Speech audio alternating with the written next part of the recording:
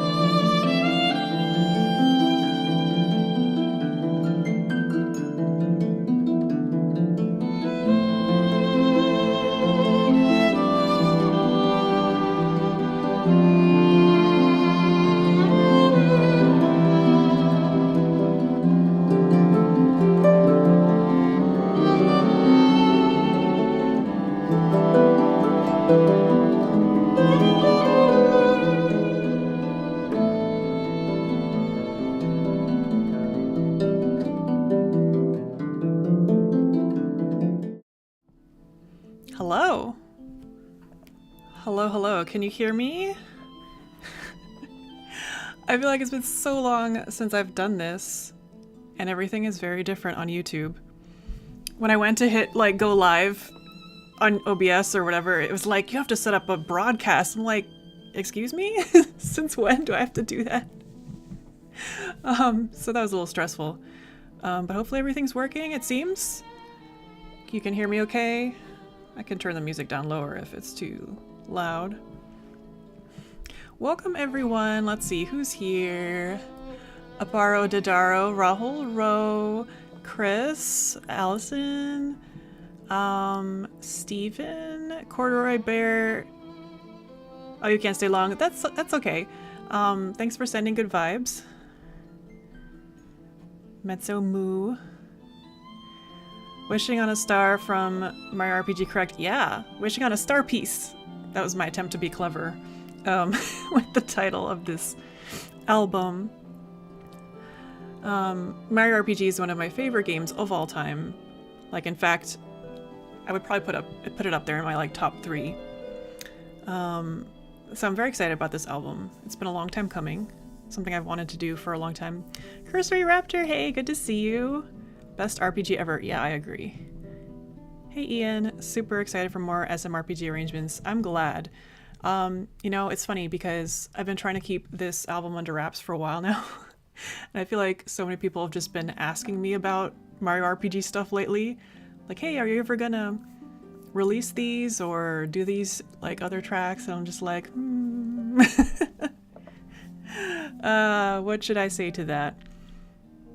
Have I seen Game Grumps play Mario RPG? No, I haven't. I actually haven't seen a lot of playthroughs of it. I did play through it, like I binged it one weekend recently. Actually, I think it was over my birthday because I used to have this tradition of playing Mario RPG like start to finish on my birthday, which is a really fun thing to do, I feel like. So I did that recently, and that was also kind of research for this album too. It had been a while since I'd done that. Love listening to your music, and SMRPG is one of my faves. Thanks, Jenny. Yeah. I'm very excited to share this with you all. So, I'm not sure how many of you all have been here since, well, probably not many people have been here since the beginning of my channel, but when I first started my channel, I did so much stuff from this game. Like, it was the very first video I did. It was a lot of the first videos that I did. You know, string quartet arrangements of, like, the Forest Maze theme and Sunken Ship and, well, what else is on this track list? Yeah, the Mushroom Kingdom. I didn't know the actual names of the tracks back then, so I just called it Forest Maze, Mushroom Kingdom, you know, Valentina's Castle. Later I learned, you know, that they actually had real track names. But yeah, like my very first idea was to do a Super Mario RPG EP. When I started my channel, I thought that would be a nice first album to do, something a little easier, and I could do it like in a studio or something. But then because of licensing reasons, that was kind of a no-go, so I just kind of abandoned that idea. But I always wanted to remake some of these tracks, so I was just kind of waiting for the moment where I could have that opportunity to do it. So, hey Lord David, welcome, good to see you. I think after I finish Chrono Trigger and Earthbound, I'll perhaps pick up Super Mario RPG. Have you ever played it? I'm not sure if I saw earlier if you mentioned that, but yeah, oh, I love Chrono Trigger too. That's definitely the other, probably the other one that's like number one. I always say like my top three are Mario RPG, Chrono Trigger, and Ocarina of Time. Not in that order, but you know, the order fluctuates too. My favorite of yours is Words Drowned by Fireworks from Final Fantasy VII. You know, that's another one that I really want to redo, because I really love that arrangement, but the recording quality is not good, so I never released it. Yeah, so that's on my list. If I ever do like another, or if I ever do like a Final Fantasy VII EP, I might include that one on there. I don't know, it's tough because I could have done that when Remake came out, because I did so many Final Fantasy VII covers. I could have just put them in an album, but you know, I was too anxious to like get them out as fast as possible and not think ahead like that. Yeah, so I recently realized, maybe in the past year, I forget exactly when, I realized that it actually would be possible to license the music from this game. And so that's how this album came to be. And I thought, oh, this would be great too, because I have all these arrangements that I've done that I can redo and also maybe like spruce up a bit. So yeah, I did totally rework not all of them, but most of the arrangements. They're not the same as like the old versions that I did, which were just string quartet. There's a lot more in them. And then we also have a brand new track, Fight Against Culex, that no one has heard before. Really excited for that, because I've always wanted to do that one. But it's always hard for me to do battle tracks, because with strings, it's kind of difficult. But I got some really great collaborators, who I will introduce, who are in the chat later, for that totally made it like an amazing thing to work on. So I can't wait for y'all to hear it. Null's theme is my favorite. Yeah, I love that one too. I would love to redo that one also. I feel like I did so much good music at the beginning of my channel, back when I didn't know how to record or produce things well, which is frustrating. But yeah, I've been kind of going through my old stuff to try to do remakes these days, which has been fun. Like your Quest 64 music. Oh, thanks. I actually really love Quest 64. At least the music. I liked the game too, because it was one of my first RPGs, so I didn't really know any better as far as like, I don't know, that it wasn't the best game itself, but the music was great. And I would totally do more from that game if I knew if more people would be interested to listen to it, and if it was licensable. Because of course that's the other thing. It's like, I can't really release it, so that makes it hard to do. But anyway, is that enough of... Oh, please remind me to hydrate, people. I haven't streamed in a while, so I've kind of forgotten how to do this. Person waving, so glad you made it. Yeah, I think I saw your message saying that you weren't sure. Oh, where did my window go? Oh my gosh. It's been so long since I've streamed. Yes, hydrate. I have 2 glasses of water here, so I'm prepared to go through them both. Thanks for the reminder after I already did it. Keep it coming. Okay, should we get started? This is not a very long album, so I'm welcome to talk as much as you all want to hear me talk in between the songs. And feel free to ask as many questions about the process or the backstory or whatever you want. Where can I redeem my hydrate? Oh, I know. I'm so used to Twitch with all the fun rewards and stuff. We don't have any of that here. Hey, Nico. Yeah. So...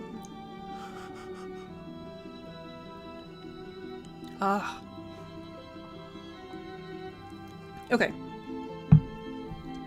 Do these have future music videos too? Well, yeah. So a lot of these are really old, right? So I already have the original videos from like 2013. For some of them that were remade, I did 2 new videos. So there are 2 videos that I have coming out. And then there's probably going to be more, but those are the ones that I had already pre-recorded to release, you know, soon. Probably 2 more after that, but not for everything. Oh, and for example, for Let's Do the Fluff Fluff, that one is already on YouTube. That was a more recent cover, so I didn't update that one. So that video is already, it's a really nice video, I think. So I didn't have to redo that one. Most of my question boils down to when are we getting the rest of the Mario RPG soundtrack? You know, I wish I was faster at making things. It takes me so long, because I would love to do more. Yeah, these are remakes, sort of. For the most part, yeah. And I'll explain after each song, like I'll talk about, you know, the differences between like original version or, you know, like what I did. Because each one is a bit different in the approach that I took. When I did the Breath of the Wild album, it was like that album was mostly remastered, although there were 2 brand new tracks, but everything else had already been recorded and everything.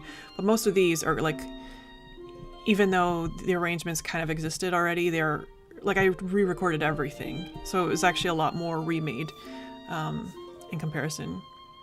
Hey, Samantha. Good to see you. Cat cam points. Oh, I know.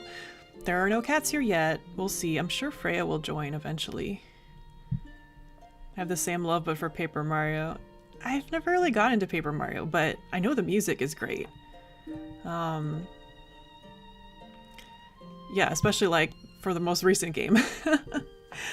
Yeah, maybe one day I'll finally get around to playing some of those. All right, that's not enough of me babbling as an introduction. Let's listen to one of the tracks. So let's see. Let me make sure I did this right, because I almost forgot to set up a playlist for this for tonight. Okay, so I'm gonna adjust so that my audio is like back up now, not background music. All right, we're gonna start with Hello Happy Kingdom, aka the Mushroom Kingdom theme. I thought this was a good one to start with because, you know, it's one of the first places you go to in the game and has this nice kind of like opening build-up. So yeah, some very happy music. Here we go.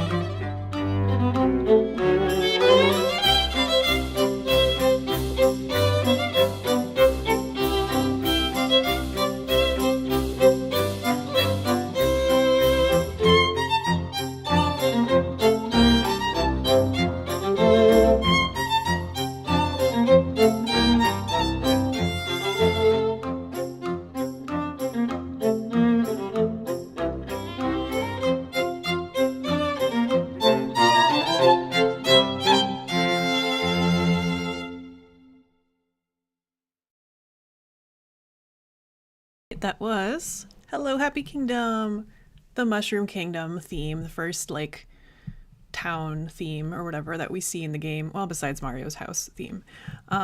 Thanks for all the great comments. I asked about the balance because when I first played it, it was like really soft in my ears, but I realized that was because like that was my headphones, not the what I was monitoring. So I just wanted to make sure it was at the right volume for everyone to listen to.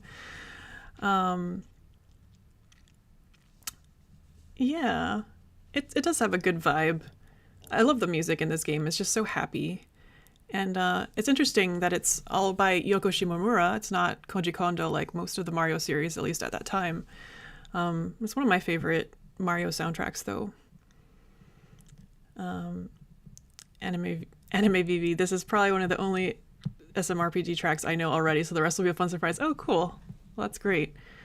Happy with the percussion addition to this track. Yeah, okay, so things I added to this one. This one was originally just string quartet, and I basically kept the string quartet part of the arrangement the same. I just added more to it. Because this track is so quirky, you know? It has little percussion, little chimes and woodblock, you know, kind of things. And then there's also, well, I guess like also tambourine and cymbals, or I forget exactly, but, and then there's also like some low bassoon kind of, you know, downbeats and stuff. So I added all that in just to make it a little thicker. Even though I thought it sounded fine as a string quartet, it still works well that way, but I wanted to flesh these out a little bit more since I was going to be remaking them. So just to add a little something extra. And of course, on this track is Israfel cello, my dear friend Andrew, who has played for most of the tracks on this album. You know, he always does such a great job. I love working with him. So, yeah. Let's see. The recording was crystal clear. Great. I'm glad to hear it. Yeah, I recorded this. Yeah, so I recorded this, you know, I multi-tracked it like I usually do these days. I think that helps things to sound clear, even though it's a little more artificial. Like it would be nice to record it with a real string quartet in the room, but until I'm able to do that, then yeah, I overdub everything. Yeah, Samantha asked as well. Yeah, these are overdubbed. And actually, like I did all the parts, you know, the upper string parts, and then Andrew and I recorded together. We actually recorded in this room together, just like me recording him. I mean, like he came over and recorded all the tracks that he was on, and we did video at the same time, just to knock them out. So that was really nice too, because it's always nice to actually get to work with other musicians in person. Like partly because when we're YouTubers, like we don't often get to do that, but also because of the pandemic. And Andrew and I didn't used to live in the same city, you know, and then we did, but it was like, oh, but the pandemic, so we still can't really get together much to record. So it was really nice when he came by, and that was like the first like musician I've had in my house too since I moved here, my nice huge new studio. So that was really great.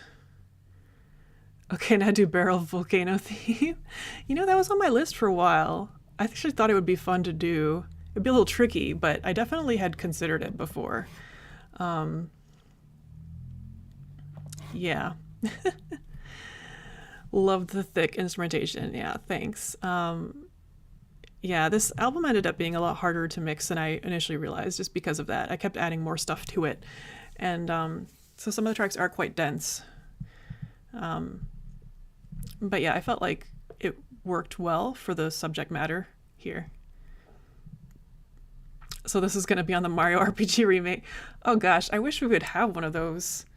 That would be so nice. Or if at least they would port it to more things so we could play it more easily. No, wait, Andrew excellos at everything. Rahul, that was a bit of a stretch. I don't know if that works as well out loud as... yeah, I feel like miking a live group and getting the mix right would be a lot more complicated. Yeah, it is. Especially string quartet, because it really matters the room. And I kind of wonder how a string quartet would sound in this room, because this room is much larger.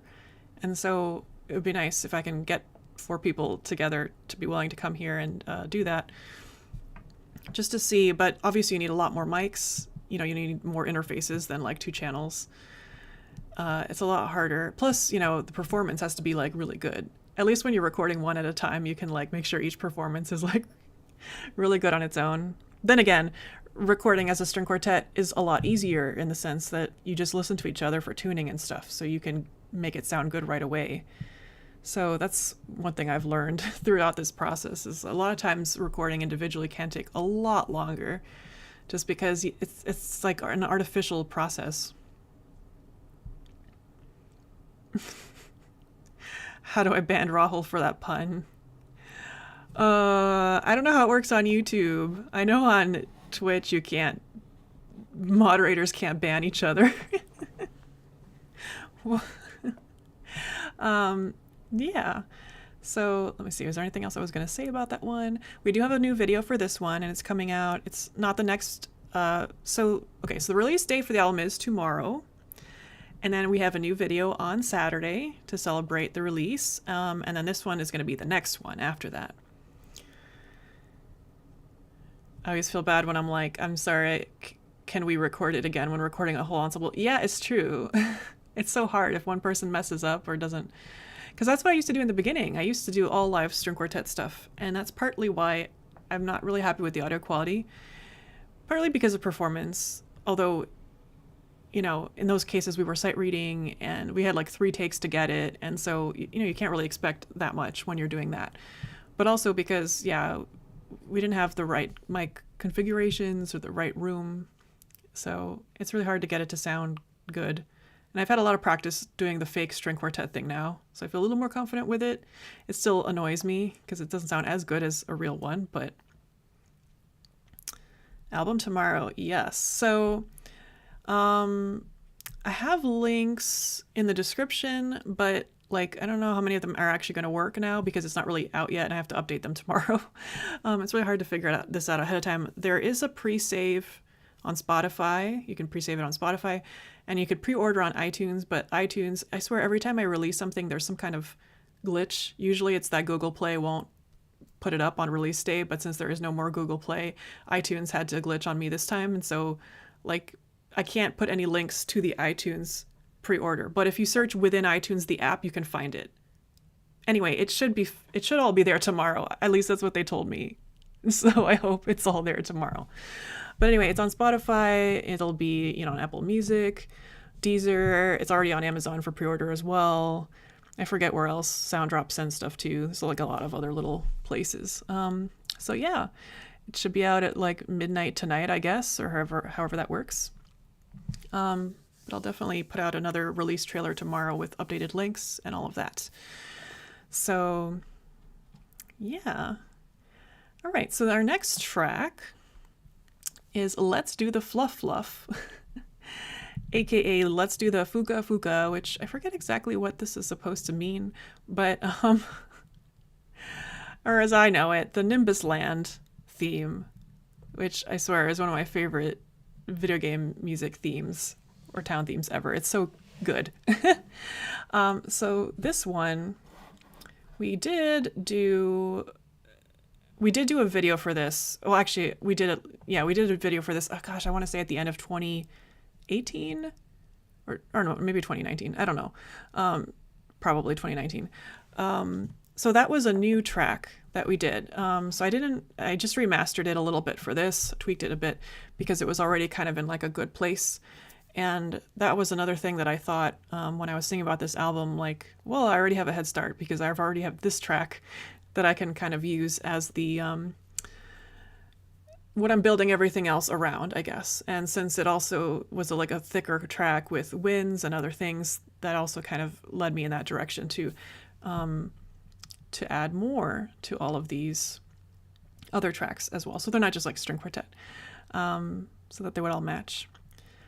The Nimbus Land music is phenomenal. I agree. It's so good. It's so good.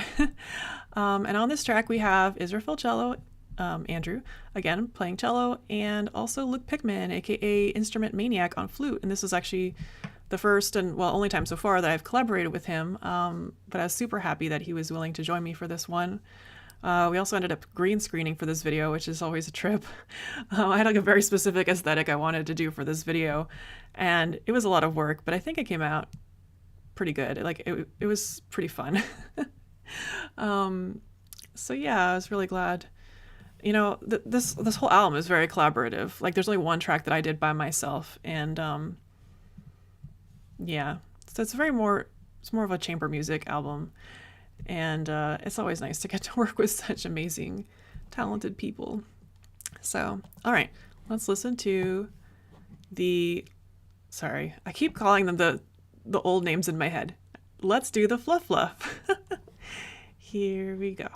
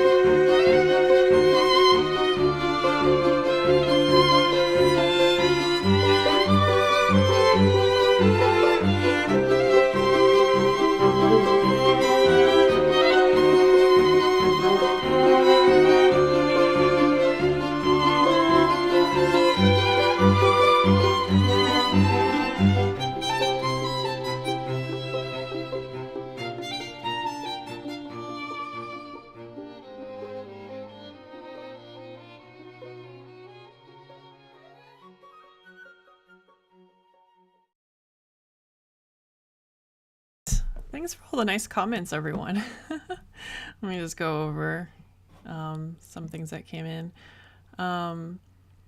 Definitely Floating in the Clouds. I know, this music just has, it's Yoko Shimomura. It's just so good. So evocative of like the atmosphere in the game at this point. I always have a weak spot for pit strings in the background like this. I do too, and it drives me nuts because I hate recording pizzicato, as I'm sure you've heard me complain about this before, because it's so hard to get it clean. But it's such a good effect, you know? The flute bit sounds like Prokofiev's Classical Symphony. Yeah, I can hear that. Actually, a lot of this, I heard a lot of classical influences in this track, and I kind of leaned into them. Like towards the end, especially like the last coda section, you know, before it repeats. Something about the chord progression and the interplay of the voices like really reminded me of Schubert cello quintet. So when I was reorchestrating it, I really like leaned into that hard. So now I'd always like, whenever I hear that, I'd think of Schubert. Sounds so clean. Thank you. Luke has such a fantastic flute tone. I know.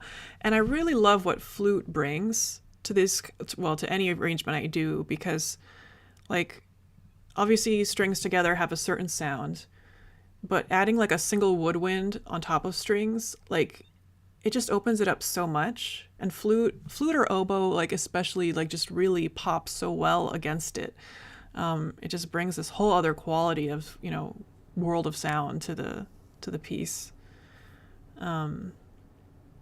Yeah, well mixed. Thank you. Yeah, this was a hard one to mix. And I definitely did tweak the mix a little bit, even though I thought it was done before, you know, I definitely revisited it to make sure it sounded okay to me. The timing is so precise with pits and it wrecks your index finger. Yeah. I've definitely gotten a lot of like blisters from this kind of thing. But I think for this one, I also played around with playing regular pits or playing it like guitar style with my thumb, because, you know, it makes a very different sound when you do that. And so I like would stand up against the mic, because also you have to like put the mic really close if you want it to have any kind of thickness at all, which also means you get a lot of the left hand moving around sound. So it's so hard to get it to sound good. But I think like the thumb pits really made a difference for this and how it sounded, so it wouldn't sound so brittle. It sounds more like I don't know how to describe it. Like the sound is rounded. But yeah, that's something I've like discovered through trying to make pizzicato sound good. The struggle. Schubert, Scoobert. I love Schubert so much. Yeah, I have to sit and see if like maybe it's just all in my head. Go back to the Schubert and see like what is exactly that it reminds me of. But each song just fits the area so well. The mixing is amazing. The flute edition is just perfect. Oh, thank you. I do agree that, yeah, the writing of these tracks to begin with is just so good. It doesn't take a lot to make them sound good. You know, I don't feel like I have to dress them up all that much. Like I didn't really add a lot to this one. I did use my tried and true formula of like doing it very close to the original the first time through, then the second time through, just kind of like mixing up who plays what. But besides that, yeah, it's like the music stands so well on its own. So I just try to get out of the way and let that shine. That's kind of my philosophy. Hi, Thomas. Welcome.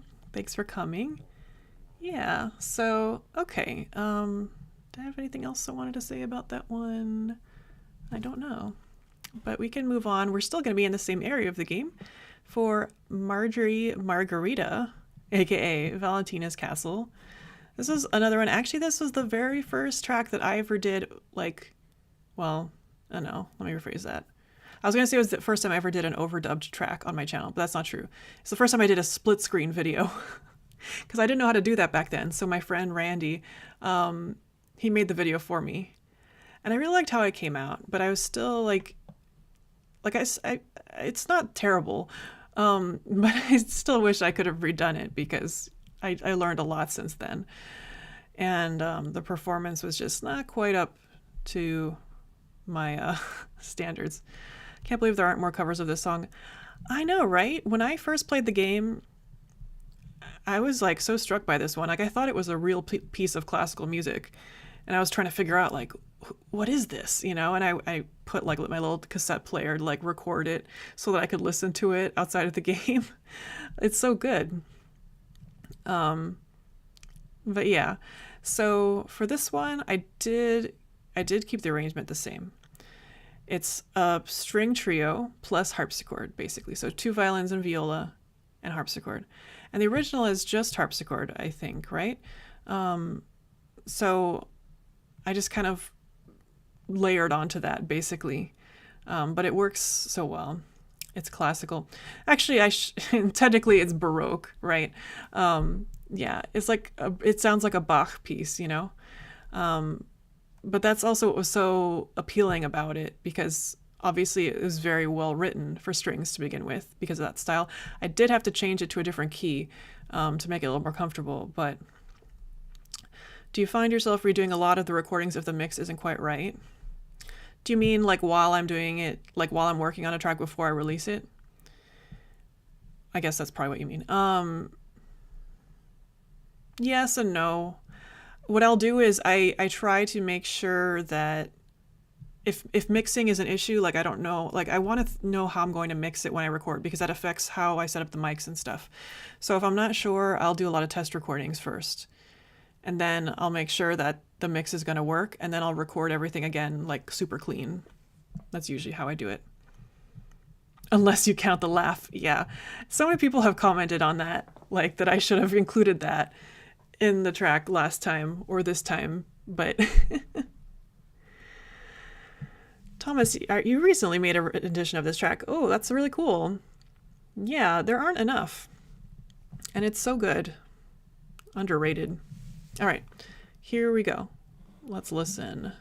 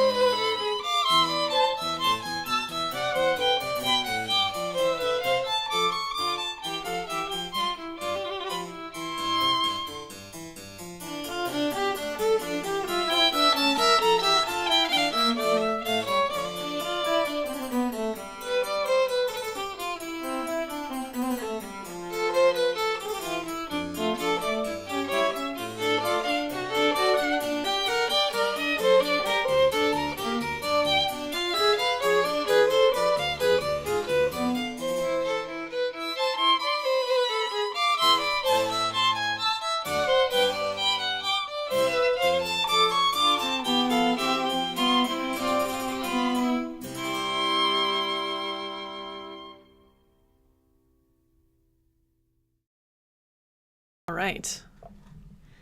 Yeah. Super fun Baroque track. I love it. Person waving. How much do I have to add to my Patreon to get you to laugh and then also splice in the video of you laughing in the original video? We should make that like a goal, like a super high goal on Twitch or something. Well, when I get back to streaming. Yeah, because I'm not sure that's going to happen without a lot of motivation. The counterpoint. Yeah, I really love the way this is written, and I'm too old to remember like everything I learned in music school about fugues and fugue protocol to remember like how accurate it is as far as like rule following, but it feels very natural to me.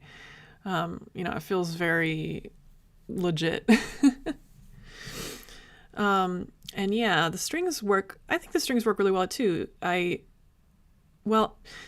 can't remember exactly what I did because it's originally just harpsichord. I'm pretty sure I didn't invent anything. Like I just pulled from the harpsichord part. I think what I did is that I pulled from the harpsichord part and then I didn't double everything in the harpsichord, maybe.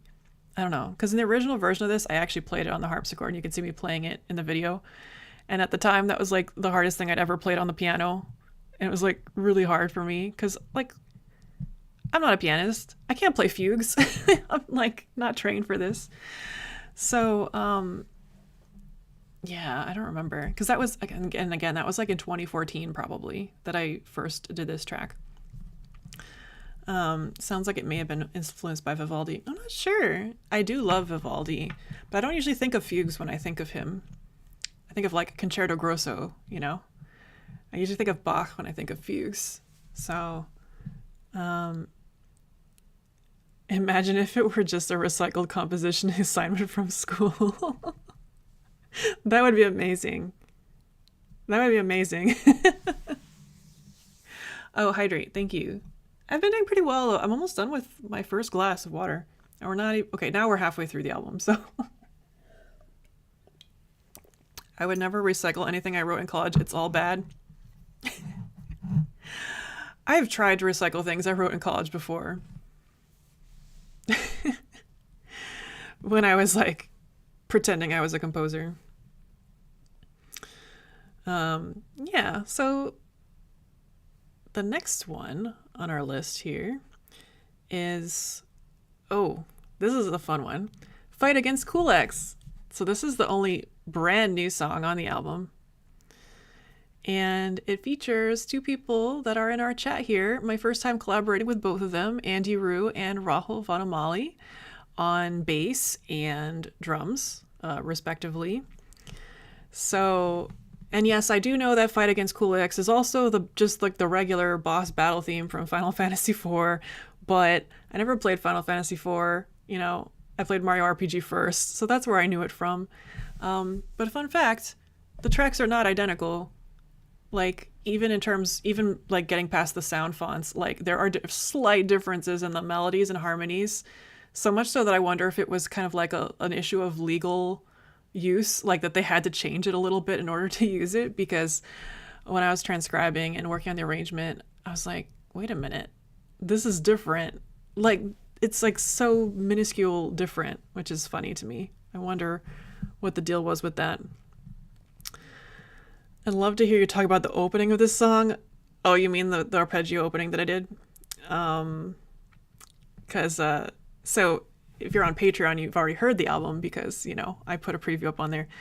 Yeah, I could throw this in Discord later, but I forget how many tracks. It was like 100 tracks or something of string arpeggios to make the opening. I'll talk about that after the track, though, so once everyone hears it. I'm playing Vivaldi's Concerto Grosso soon for a concert. Parts of it remind me of Vivaldi. Oh, that's great. Which, oh man, I used to be such a Vivaldi expert, and now I don't know that I remember them all by name and stuff, but I was going to ask which one.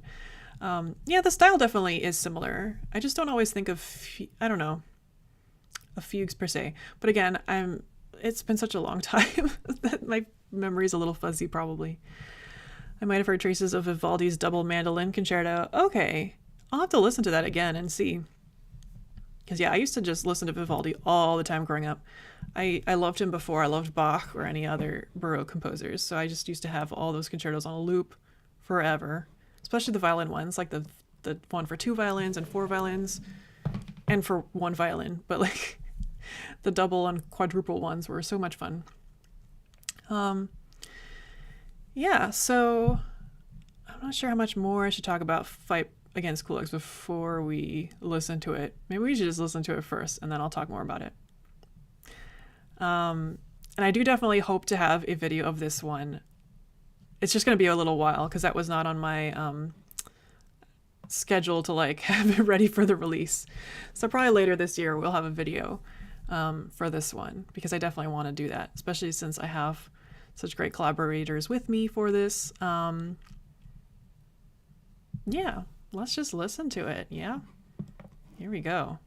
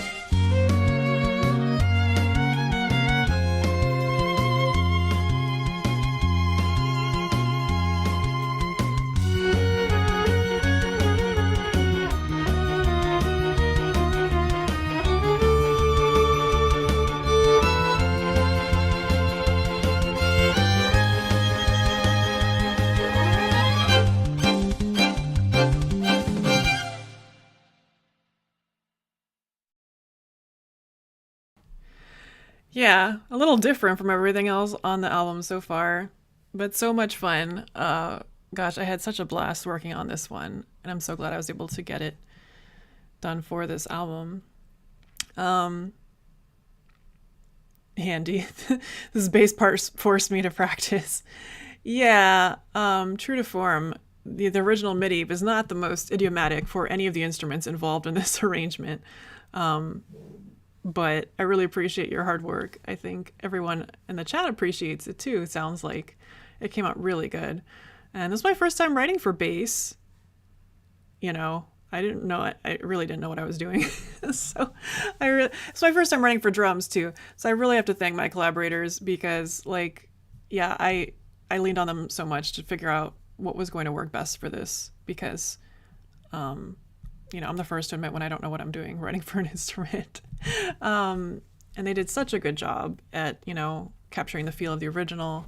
And yeah, such great people to work with. Haven't you thought about doing the battle theme? You mean the Mario RPG battle theme? I have not. It's not one that calls out to me. But I don't know. It's hard for me to do battle themes in general because they usually are very big on percussion or bass. And that doesn't usually translate very well for what I'm able to do. That's why I had not done Culex theme for like a long time either. And I was kind of intimidated to do it without knowing that I have friends that I could ask for help, but also that like they wouldn't be mad that I don't know what I'm doing and I want them to like do a little more work to figure out how to make this work because like usually I just like to write my parts out and be like, here, play this and make it as quick as possible for the other person so I don't take up too much of their time. But they were really wonderful and being willing to work with me and troubleshoot some more things kind of back and forth. Uematsu is a baseline master. Yes, and that's true. And then this one actually is Uematsu, unlike the rest of the soundtrack. Yeah, it's so good. Good thing I'm wearing a mask because otherwise everyone would see this huge dumb grin on my face as I listen to this. Well, I appreciate that. Yeah. On the other hand, I'd be super curious to hear what the bass line would have sounded like in cello. I did consider that. Of course, that was the first thing I considered. I heard a string quartet version of this track, though, and I wasn't really sold on the cello playing that line. And I know from experience, too, just where it lies, that it was not going to sound the best. Like, it was going to... It wouldn't have sounded as good as bass playing it. And I figured there was no real reason to put it on cello if I could put it on bass, because that would also just help to kind of take it into this other space where it's less of a string arrangement and more of like, how the original was. Playing the victory music in my head now that the fight music is over. Yeah. I think it's fine to deviate from the norm on the track that also deviates from the rest of the OST. Yeah. Yeah, that's true.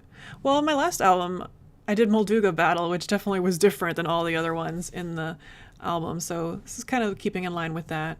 Have one like high energy track versus everything else.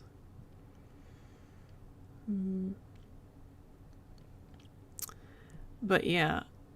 Okay, so you asked about the opening. So yeah, that opening arpeggio, which initially I saved to the end because I was like, I'll deal with that later. I don't know what I'm going to do for that. But I decided, yeah, like a diminished arpeggio scale was going to be the easiest way to do it. But it was going to have to be layered like up the wazoo because like otherwise it's just not going to be full. So it might have been like something like 100 tracks because I stereo track everything and I did like... I have to do it in 2 passes, like da-da-da-da, da-da-da-da, because you can't play it all at once and have it be clean. So I would have like da-da-da-da, and then da-da-da-da, and then da-da-da-da. You know what I mean? Like each note that's in the arpeggio layered. And I did that for like each octave as well. So it was a lot of tracks, and I think my computer did not handle that very well. And then I also did an effect where it panned really hard from one side to the other. which I don't think is in the original, but I thought it would be cool for this, just to kind of like have that kind of whoosh feeling, to make it sound less classical, because that's the danger when you try to recreate MIDI effects with strings, is that it can sound a little too classical, you know? So I tried to do my best to kind of break it out of that space. You also wanted to ask about the ending. What did you want to ask about? It just ends. I couldn't figure out a better way to end it. I didn't want to do a fade out. So there's not much to the ending. Rahul did fill in some things. We talked about that, like what might work best with the drums, because it's like I heard in my head, like, doing something with the drums here so that it sounds more like an ending, but I don't actually know. So he did a couple of different things, and it worked, I thought. Oh, why I chose it to just end? Because, you know, whenever I'm having trouble figuring out an ending, I often like go to YouTube and just listen to, well, what did everyone else do? Just to see, like, is it acceptable to fade out? Like, or, you know, or should I really come up with an ending? Because I'm really bad at coming up with endings sometimes. But some tracks are really hard to do that with. Like this one I felt was hard because it just goes so hard, and it really builds, and then it goes straight into like the repeat again. So just ending it would have been really hard. And I consider, some people will end it with a C chord, you know, at the end. But that just felt very like, I don't know. And some other times that I've done similar things, like when Ro and I did the battle tracks from Octopath Traveler, and actually I showed this to Rahul as like an idea of like what I was thinking of, like we did kind of an abrupt ending in a similar way, and I thought it worked really well. So I kind of used that like as inspiration, because otherwise it can be really hard to just, I don't know, ending on like a tonic note on a, you know, cadence sometimes takes away the energy. I don't know. Makes it sound too classical. I don't know, in my mind. Patti was like, can you hit stuff? Pretty much. Surprised you didn't change into the victory music. If I changed into the victory music, I would have had to license for 2 songs. It would have been a medley. So... though to be honest, it's not like that thought had even occurred to me, but that would have been a cute idea. But logistically, I don't usually ever think that kind of way because of licensing. Yeah, it just gets more complicated. Rahul's right, exactly. Yeah, it would make it a medley. Though technically, I do have an arrangement of. Oh, well, you all have heard it, probably. I did it for April Fool's last year, the victory music. So I could have thrown it in there, but I'm one of those people who favor a track ending reasonably well instead of a fade out, so I think it's good. Yeah, I don't like to fade out either. I feel like it's a cop-out. I mean, it's not that there's anything wrong with fade outs, but for me, like... I don't know. Sometimes I do it because I really can't think of anything better to do. But I don't know. I would try to rather think of an actual ending rather than fading out. And also because, well, Let's Do the Fluff Fluff did have a fade out. And so I was a little worried to have, because when I was working on the track order, I didn't want to have to worry about having 2 tracks back to back that had fade outs. Like that just didn't sit well with me either. So I was really trying to make sure more of the songs had endings.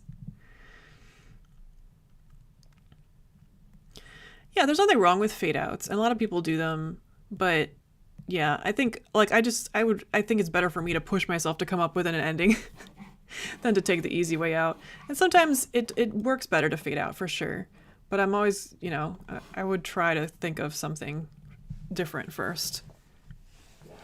It just makes things easier later. So yeah. Okay. Was that all I was going to talk about with that one? I feel like there's so much to talk about with it. It was really hard.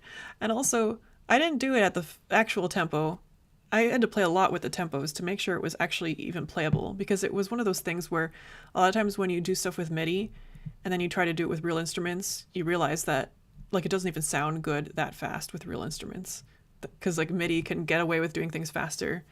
So I played around with it a lot in different tempos, trying to figure out what was going to work best without losing the energy, but still like being playable. Because it was tough. It was tough for everyone. So apropos of nothing, I'd love to hear your take on Win-Lose Chocobo. I'm not sure I know that off the top of my head. I'd have to listen again and see which one that was. I do want to do more stuff from 7. Maybe when Remake 2 comes out. When they ever, like, say when that's going to come out. Yeah, I would like a creative ending too. I just hate having to come up with them. But I definitely appreciate it more as a listener, so I try to do them myself. But yeah. So, okay. So the next one we have is Sunken Ship. Okay, so this one is fun because my original version of this was for string quartet, and it's such an odd track to choose. It's like kind of a deep cut for string quartet. Like, who in their right mind would think to arrange Sunken Ship for string quartet? Me. But I don't know. I thought it was really fun at the time, and I always really loved the track a lot. But, you know, I also thought it would be fun to do it like with oboe or English horn or something too, even though I really liked how the viola solo sounded in its place. So I was torn with that, and I wasn't sure if I was going to bring in a collaborator to help with that. But in the end, because of the way the rest of the album was shaping up to have more non-string sounds in it and already have like the flute, you know, so I thought, yeah, maybe I should see if I can get someone to come in and play English horn on this. And so I asked my friend Diana, who you may remember from playing on Terrytown. That was the first time we collaborated together, and she's so wonderful. She's actually Andrew Israfel's wife. So they're both really good friends of mine now, and yeah, they're both so talented. So, and he's on this track too, of course, playing cello. So yeah, and that was nice too, because I wasn't really sure. I mean, I've written a lot for English horn and oboe, of course, you know, from working with Kristen over the years. But for some reason, this track was a little difficult because I think just the key it was in and the range, I wasn't really sure how things would work. So she helped me a little bit with that. And that was really great. But I also wanted to see how far I could push this one into like the weird, I guess, or like, because the original has a lot of sound effects, right? And I didn't do any of that when I had it for string quartet. And I thought, how can I incorporate this stuff back in a way that makes sense, you know, with extended techniques or percussion or other instruments, whatever. So that took me a bit of time to figure out and play around with. But I feel like I've done a lot of tracks lately, especially Halloween tracks that have that kind of sound in them. So I tried to use that experience to kind of guide me here. Yeah. So I won't say anything more about it. I'll let you listen first and see what you all think. So here we go. Sunken Ship featuring Israfel cello and Diana Dunn on English horn.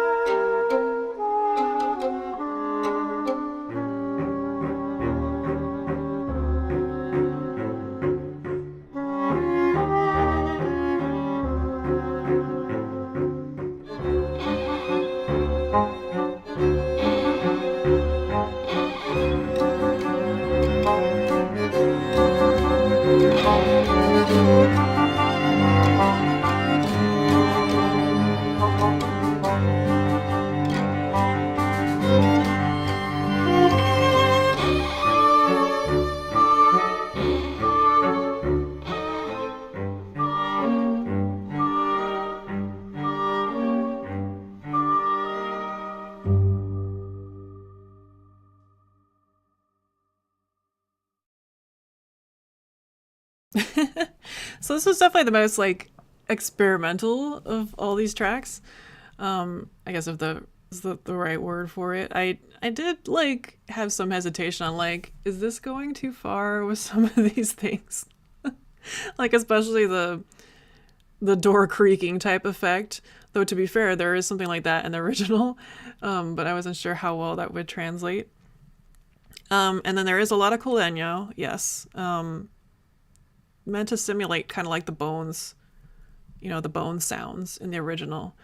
But also because, well, that's what I have to work with, Culeño, and yeah, those are the effects that work best for me. That I've been experimenting a lot with as of late. Let me go back a little bit more. Yes to the English horn. Yes, I mean I knew adding English horn was gonna be like a slam dunk call. It's more of an issue of like, it's always kind of difficult to think about bringing in a collaborator if you're on a deadline. You don't know if the person's interested. Like, it's always kind of a judgment call with that, because it is a little bit more work to coordinate. And then also, I'm always teetering on this line where, like, I'm a violinist, so I should be covering things with violin, but I actually consider myself more of an orchestrator. So if it were up to me, like, I wouldn't care to even put myself in the arrangement. I would just arrange things for the instruments that work best. And for this, of course, the English horn works best for the solo. It's what was in the original.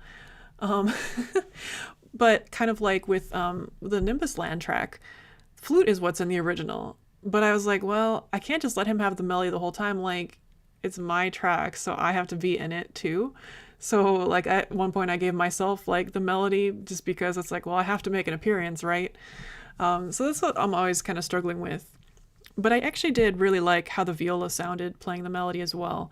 So in the end, I did do something different where I gave it to the English horn the first time and then I kept it in the viola the second time. And I did go back and forth about that a lot, trying to decide what was going to work better. I don't know anything about how licensing works. Can you tell us how that works? Licensing in general, yeah, so I have a music distributor, and basically they handle all that for me. The music has to be licensable, which usually means that it has to be like released in the US in order for them to secure a mechanical license for you. But basically you just send them the information, and then you pay them the fee, and then they handle all the logistics for you. So it's not hard at all. Making sure this stuff actually is licensable is the tricky part. So that is a much longer conversation. But usually you can just sign up with a music distributor and they'll handle all of that for you. I love what you added in the second half of this piece. Yeah, so I got a little creative with that. In the first part, I did this like little weird transition into like a honky tonk piano kind of thing with, just like the string solos and like a lot of counterpoint that I wrote that because that's not in the original. And that took me a long time to like get it just right, like finessing those parts where it's like weaving in and out. But I love doing stuff like that. I love that kind of effect, and it just feels so good to play later. And also, if you know me at all, I love dark waltzes. And this track, especially in that spot, kind of reminds me a bit of Prokofiev, my favorite composer of all time. So I love when I get to lean into that kind of vibe so much. And then, of course, I added more of the effects, although I think some of them were in the first half too. I can't exactly remember what I did. But actually some of those effects were things I had sampled myself before and used before. I just also used them for this track, which worked really well.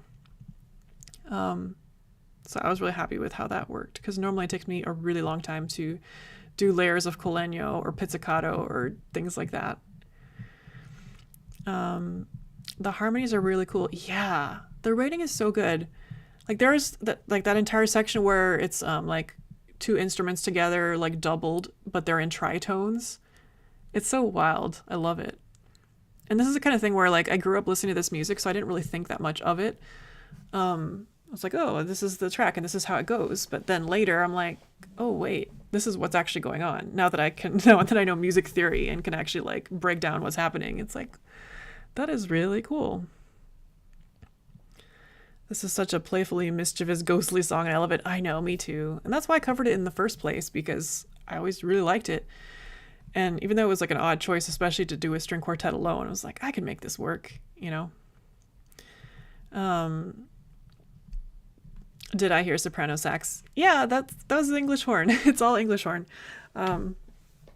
Sometimes I think English horn has a bit of a saxy quality to it. I don't think they like thinking of it that way, but it can a little bit. Okay. We have one track left. One track left. Okay, so before we listen to the final track, I'll just recap again. Album comes out tomorrow, or like midnight-ish tonight, I think. It's gonna be, you can already pre-save it on Spotify if you want. You can pre-order it on iTunes, although you have to go through the app to find it. The links won't work, but if you search for my name, you can find it through there.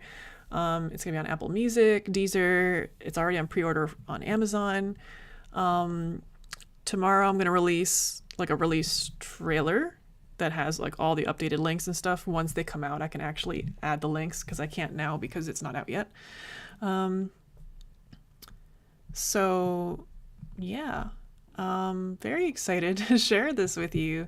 Thank you all so much for coming and staying to listen to this with me. Sorry,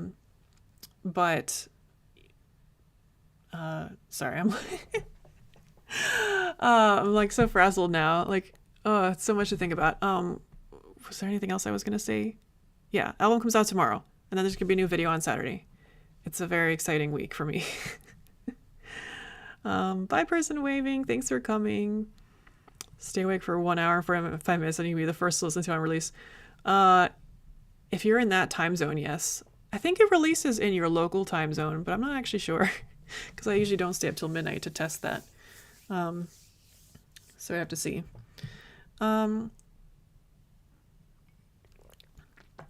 But yeah, all right. Last track. Save the best for last, maybe. This is one of my favorite VGM tracks of all time. It's the one that I started my channel with, the very first video I did on my channel. And it's the video we're gonna see on Saturday to celebrate the release of the album.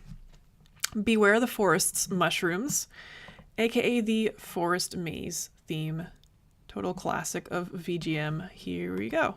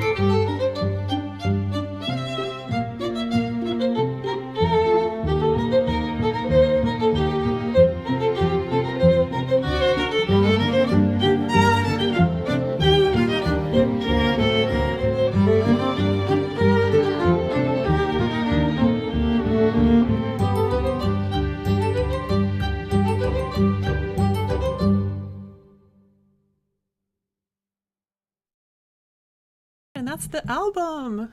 It was Beware the Forest's Mushrooms. aka Forest Maze, the very first track I ever did on my channel that I chose to start my channel in 2013. Crazy. And that one was originally a string quartet arrangement, which, I still have. I have the sheet music up for sale. The video's still up. It works great as a string quartet arrangement. And like with the Mushroom Kingdom track, I kept the string. Well, okay, actually no, I changed them for this one. I was gonna say I kept the string quartet as the bass, but I did change it a bit because for this particular track there was a lot more going on in it than just the 4 parts. So I did add a lot more string layers to it. Plus more orchestral layers like the pizzicato in the background, of course, and like some harp and some twinklies. What else? Yeah, there was a lot. This one was actually really tough to mix because it was very dense, and especially with the panning and stuff, all the different voices going around. Also, I realized there's a lot of really big viola solos in this album. Both the first and last track of this album start with viola solo. Okay, let's see. The only Super Mario RPG track I've heard on my own. Yeah, this is like a real classic. I think a lot of people know this one that may not know the game. You have your own version of the song, Underworks. That's so cool. Yeah, it's a great one. Cursory Raptor, I wasn't sure how you could improve on your last take of the song, but here we are having my mind blown all over again. I appreciate it. I mean, I loved the original arrangement that I did, but I do definitely think that the recording left a lot to be desired. So I always wanted to redo it. And then, yeah, I definitely kind of supersized the arrangement, adding in a lot of extra stuff. Laura David, thanks for pre-ordering. I appreciate it. Thank you, Mr. Henkel, Metsumu, Rahul, Kron, Isaac, Thomas, Anime Vivi. The correct arrangement approach. Yeah, I really appreciate all your kind words. I'm glad that the album is being well received because, I never know, especially when I remake stuff. There's a tendency on YouTube for people to remake stuff and then people be like, or not even on YouTube, but like when people remaster soundtracks for games and things, and people are always like, oh, the original was better. Why did you change it? So I'm always worried that people are gonna be like, the original was better. So I really appreciate all your kind words and your support. It means a lot. It means a lot that you came out tonight to hang out with me and to listen to this album that I worked really hard on for about half a year. Well, actually longer than that. I think I started like over the summer of last year. So I'm going to listen to this album quite a bit now. It's a really great album. Thank you. I appreciate it. Yeah. Thanks so much. But yeah, I'm not sure I have much. Oh, I would love to hear you do Moment of Recall from Final Fantasy Brave Exvius. I don't know that one. I don't know that game at all, actually. But Final Fantasy always has great music. Yeah, so I'm not sure I have much else to say. Do I have any more links to share? All the links are in the description. We have a Discord if you want to join. I have Patreon if you want to support, or Coffee for donations. I have all the links to all the other places where I stream. I usually stream on Twitch, although not much lately, but that's usually the place where I would stream if I stream at all. How hard is it to not accidentally play box double in D minor? That's the thing, because the original is in C sharp minor, but yeah, once you change it to D minor, that definitely gives it a different feel. I wonder if that would work as a mashup, honestly. I've never really done any mashups, but that might be fun to do. You had the same vibe. Yeah, I don't know if I've noticed that before. I probably have. But also it's like, I don't know. I've heard this song since I was, 11 or something.